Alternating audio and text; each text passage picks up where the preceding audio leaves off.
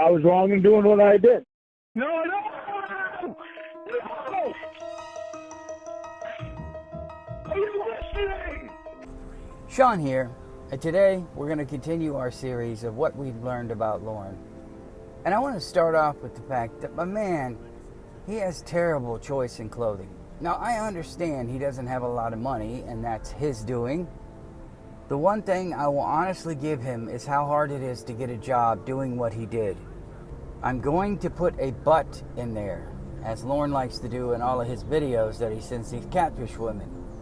But there are plenty of jobs that don't require you to not be a sex offender. I still think Lorne should have moved. I think he should have gotten out of his trailer when he could, take some of the money that he was given for the loans or whatever else he had. Some loans you have to do for specific reasons, but Lorne somehow got all of that debt. It blows my mind. When you get a tour of his trailer, for some reason he loves to go, okay baby, this is my blue tank top, my peach tank top, my yellow tank top, got my shorts, my peach tank top, my second peach tank top. It's the same garbage clothes. And look what he showed up to see Kayla in. Big honking dirty white shoes. His hat that probably smelled like 5-day-old bologna and cigarette smoke. We've all joked around that was his Sunday best. I mean, look at the other predators though. Some of them showed up in some stupid stuff like the cowboy with the cut-off sleeves and the vest, and still a lot of them in t-shirts and hats because they knew if they took their hat off or they took off the clothes they were wearing, they would age like 20 years, like Joseph Myrick. They're gonna go, just go here and over there, take around town, Boomhauer there. A lot of these guys, they just don't care what they look like. I guess they thought a 13-year-old wouldn't know the difference. But when I was a kid in middle school, my dad tried to make sure I had at least clean clothes and ones that I didn't own for 5-6 years. Now, I had favorite shirts.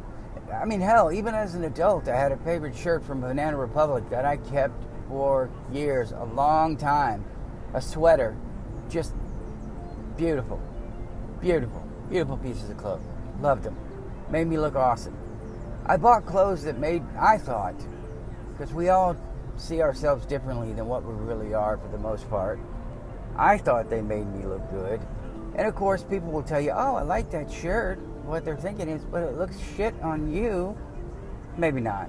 I'm just making a point here. I'm making a point that Lorne, he could have chosen any clothes in the world, but he keeps choosing tank tops. Now, at a time, I mean, he was still fat when he had the bigger arms, when he was flexing in all those pictures and he was giving us the arm workout, back when he says he was handling everybody in prison. I could see how he would think he needed to wear a tank top.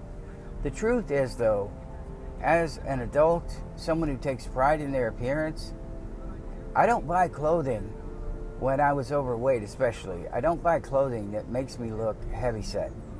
I just don't. I don't feel comfortable in it. You can be in great shape, and there are some clothes that just make you look like shit. I love the color black, and I'm told to wear the color blue, the color gray, the color green. Just those colors are what people say I look the best in. Red. So I try to buy clothes like that. People I trust tell me. Somebody should have told him, even if Roy told him, like, look, bro, you got to get out of those tank tops. They're making you look huge. You got to get out of the shirt. You got to not look like Tim Isaac. It's me, Mario. Tim Isaac, the Super Mario Predator. And then Jeff Stacy. Oh, boy, Pluto. Oh, boy. Sorry. And, hey, Scoob, we should go. And there's the only impression. They're the only impressions I know. But if you're showing up to try to woo somebody, wouldn't you want to try to look younger if you're Lorne? I guess maybe you thought the shorts and the t-shirt, but you would want to try to look the part, try to look recognizable to them. Oh, I recognize those clothes. Those are the clothes the kids at my school wear. But Lorne, he wanted to show up looking like the creepy uncle. Maybe that does it for him. Maybe he likes to look like the creepy uncle. He grew the creepy uncle mustache. But Lorne's clothing has always baffled me. And yeah, I know I went off on a rant there, but his clothing has always baffled me. They say the clothes make the man, and then you're told the clothes don't make the man, it's the person underneath. But in reality, if you show up like Lorne in those Eggman pictures that he got at Goodwill, you show up to job interviews looking like that and not like $1 million, they're going to take the guy who looks like $1 million and who's well-spoken, because that guy, Lorne, is walking in the Eggman suit, a Humpty Dumpty tie and shirt, and he's going to go, oh, yeah, well, you know, my experience, and yo. And what if they asked him about his charge when he goes to apply for a job interview? Because I've wondered about that. And they ask him about his charge, and he says, well, he conviction, not charge, because the dude did it. When they ask him about it, he goes, well, you know, Xavier Von Erck, and it's a global conspiracy, NBC. I've been catfished for the last 10 years. It would be hard enough for me to admit to my friends that I was catfished. I mean, think about it. That's admitting that you're an idiot when you've been catfished over and over, and you still blame them, and you still talk to random strangers who show up to your house, and they look at you and go, I'm from the Church of God. That guy, the one who's been catfished, the one who talks to the Church of God members, that guy shows up to interviews. I don't think we get the, oh gosh, I love my dogs, Lorne, where he's trying to, oh, let's get away from sexual talk. Golly. I just feel like if that guy shows up to a job interview, maybe that's why. He tried like twice, because we know Lorne, well, tried twice, didn't work. They just don't recognize my genius. He reminds me of Senor Chang on Community, where he's like, I am a Spanish genius, because my nickname is El Tigre Chino. Love that show, specifically him. It makes me laugh. But Lorne would go in thinking he was smarter than whoever was going to hire him. He was above doing whatever job it is, but he has to, I think it's mandatory that he has to go out and look for a job. I don't know how the unemployment system works now. I don't know how his probation and parole works. I don't know what their stipulations are for you to be kept in good standing or to keep receiving unemployment. But I would imagine you have to go actively look for a job. Some states were flirting back in the day of having an unemployment counselor, where when you were unemployed for 1 or 2 months, the state had counselors that would talk to you to try to help you get a job, because they didn't want you living off the state anymore. Lorne can physically still do work. There is no excuse for him. I bet he's trying to go on disability. Just quote me. Next catfish, ask him about it. Just sit at home, get on the draw, and do nothing. But I think he believes he's above any job that's out there. And he can still do physical work, as I was saying. So stocking, he can go back, work on the road crew. I would imagine he worked there for a week and realized, God, this thing, I only want to work 4 hours and get paid 100. I don't know if he's made a run in the last couple of years of getting advances on his check and then just leaving the job and never contacting them. Because it seems like every time somebody talks to him, he's gotten an advance on his check. He wants to get paid for the 2 weeks he's going to work, not for the 2 weeks he's worked. He's such a bizarre case study in laziness, work ethic. When he was driving truck, when he was doing that before, I believe he kept it up because he thought he could talk to his catfish women all day. I mean, he's making up for what? 40-something years of no attention, because I said at a certain age, his family was just like, oh, here comes little Lorne again. Hey, look at me. He's making up for attention, so he wanted that quality time, you know, where you had to be on mute. While you were on mute while you were at work all day, and I just stayed on the phone, and every once in a while I probably went, baby. I mean, this guy doesn't know what quality time is. And me, Jesus, man, I hated working in the same office. I've mentioned that before. Let alone be on the phone for that long. I bet if another call came in, the police were calling. Well, they're going to have to wait, baby. Gotta spend this quality time with you. I don't think he will ever get a real job again. I think he's going to take little bitty jobs here and there. The mother lives in Cornville.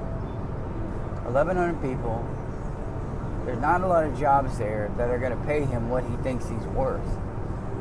That's another baffling thing about him and employment is I want to know what Lorne thinks he's worth, what he thinks he should be getting paid. Well, look, at all this year I ran a septic business and you ran it into the ground. But to him, of course, running a septic business, that means he's capable of being a CEO. But he wouldn't even take that job because the higher you get up in management, the more you're expected to work, and then it becomes your life. My friend Howard, I'm always talking about, he used to be a regional manager at like a fast food chain, but it was a high-end, I guess you would call, fast food chain. He was required to be on the road all of the time. They had him double, triple booked. One time they booked him and he couldn't make the next meeting, and they got on him about it, and he's like, look, here are the tickets you bought me.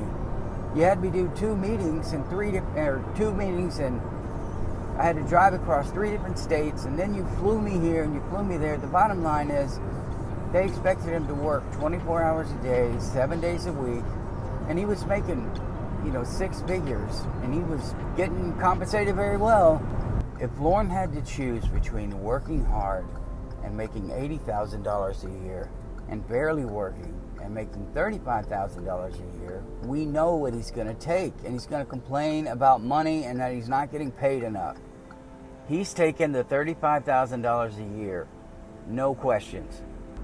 He doesn't understand the value of money. He doesn't understand it at all. Otherwise, he wouldn't be so in debt and taking paycheck advances. Good paying jobs can be a culture shock to some people. I remember the first time I had a whole bunch of responsibility. I just felt like an imposter. Felt like I didn't belong there. A lot of us have felt that. We talked about imposter syndrome. I also had a job working at a newspaper where I was managing all the carriers in 2 different districts. Sorry, I couldn't get it out of my head. I was a district manager. I would have to be up at 2:30, 3 o'clock in the morning. I'd go out, and if someone just quit, we'd have a lot of paper carriers. They'd come in, find out how difficult it was, find out that they'd have to get up early in the morning. People think, oh, I'll take a second job. I'll be a paper carrier. I can do this, no problem. And if it was snowing, you'd have people not even show up to their routes. What are you going to do? And guess what? You are not only managing you're managing everybody else, but now you're throwing papers in the snow. You carry them to the porch. You can't just throw them into the yard. I'm telling you, it was a job that I would never take again, but I needed a decent job, so I took it. Lorne knows he needs a decent job, but he won't take it because he also understands he's so in debt that no matter what job he takes, he's waiting for the big one. He's waiting for that one that's going to pay so much money. Casey, here's a stipulation. Lorne, I'm not coming out there until you get a steady job. Well, here's what he'd say, or already has said, don't know yet. Well, I'd get a job, but I don't know what our schedule's going to be like. I don't know if I'm coming out there, Got to work. We may have to, get our schedule synced. He also understands if he gets a real job, he can't sit around all day. And I wonder if he blames the catfish woman for him not getting a job, how some spouses blame the other one for not being able to achieve their dreams. There's a lot of hate in relationships where one person gets offered a great job in another state. One person has a decent job in the state they're in, and they hate it, but when it's time to change, well, I love my job. I don't want to leave my job. You're complaining about it all the time. No, I'm not. Lorne, he would want her to change everything because he got a shit job. And you know this, man. Lorne he'd do the least amount of work possible. And Casey would be bringing in way more money than Lorne could ever dream of. But Lorne would think they were contributing equally. It's a two-way street, baby. I got a good job. I love shucking corn. I only have to work 2 hours a week. I'm getting paid every week. I got enough to go get you don't have to pay for my cigarettes. You don't have to pay for my beer. You don't have to take care of anything. I've got it all. You would have to quit your job or change your schedule. Now, kids, they can cause that to happen. Not in a bad way, but because you have to be home. You have to be able to pick them up from daycare. You have to be able to do this and that. You have to have a job where you're able to take off if they're really sick, when they're young and they're not old enough to take care of themselves. Lorne, in his clothing, he couldn't dress for the job. And I think he doesn't want to have to get clothing for the job. He doesn't want to have to follow the dress code. He doesn't want to have to spend money on khaki pants. He doesn't understand that you would need to do that for your job. Now, Lorne, you love to wear the same clothes for 10 years. So why don't you just buy all weight because your ever-expanding waistline? My bad. But my man is not going to be my man. He's not going to be taking a job. He's not going to be taking anything that requires him to put in actual effort. Because his main goal is to create things for himself to do so that he does those and not what he really needs to do. I can't afford nice clothes because I don't have a job. I can't get a job because I don't have decent clothes to wear. I can't come in wearing my ratty old tank tops and my grease-stained pants, my grease-stained shorts, and my honking white shoes. I still wonder if he'd come into work. Hey, boss! We know he didn't work hard when he had his septic business. It was taking away from his drinking time. And in the beginning, he probably worked hard. He said he was bringing in decent money. Now, Lorne probably brought in the money and wasn't paying his bills or anything else he was supposed to be paying. So, when it finally caught up with him and he needed the money from Betty, he took the money and ran. He blames it on giving it to his siblings, but the more I think about it, the more I think he just didn't pay his bills and it finally caught up with him. He didn't pay his taxes and it finally caught up with him. So he took the money and run. Whoa, take the money and run. He ran with it. He just went off to Nashville, and of course, he was going to be a famous country singer. He couldn't even keep that job. He would have quit. It would have been too hard to keep up the schedule. Lorne is just never going to be employed in anything that's going to pay him a decent amount of money, a living wage. Truck driving, he had it made, and he blew it. As long as there were people there that were going to listen to him and go, oh, Lorne, that sucks, man. You'll get another job, buddy. I think some of the catfish women were like, oh, that sucks. You'll get another job. And then they realized he doesn't want to keep his job. He's looking for excuses to leave the job. But it's always somebody else's fault when he loses a job. And that's how it's always going to be with Lorne. Not his work ethic, not his incompetence. It's going to be somebody else's fault. Lorne, if you ever listen to this and you're able to make it to this point, you have to understand that work sucks. A lot of times, work sucks, and it requires you to come in when you're ready to just pass out, when you aren't feeling well, when you worked your butt off during the weekend on your trailer, and you're just exhausted. You still have to come in. You're expected to do your job. If you took a job where you had to go down range and you had to fix equipment, and then sometimes the customer would want you to be there first thing in the morning, but you live 2 hours away, you took that job, you took those responsibilities, you are responsible for getting them done, so you're going to have to suck it up and do it. Otherwise, Lorne, you're always going to be a loser. You don't deserve a job that pays $50,000 a year. You can make 75, 80 drive truck if you work your butt off and you earn that spot. But you're too lazy and you're never going to earn that spot. You need to find a job that will pay you a living wage. If you can find a job that would pay you $15 an hour, be an Amazon delivery guy, you wouldn't have to deal with anybody else. You'd have to get out of your vehicle, of course, and that might be too much for you. The bottom line is, Lorne, you're going to have to suck it up. You're going to have to contribute to society. That's part of what probation and parole looks like.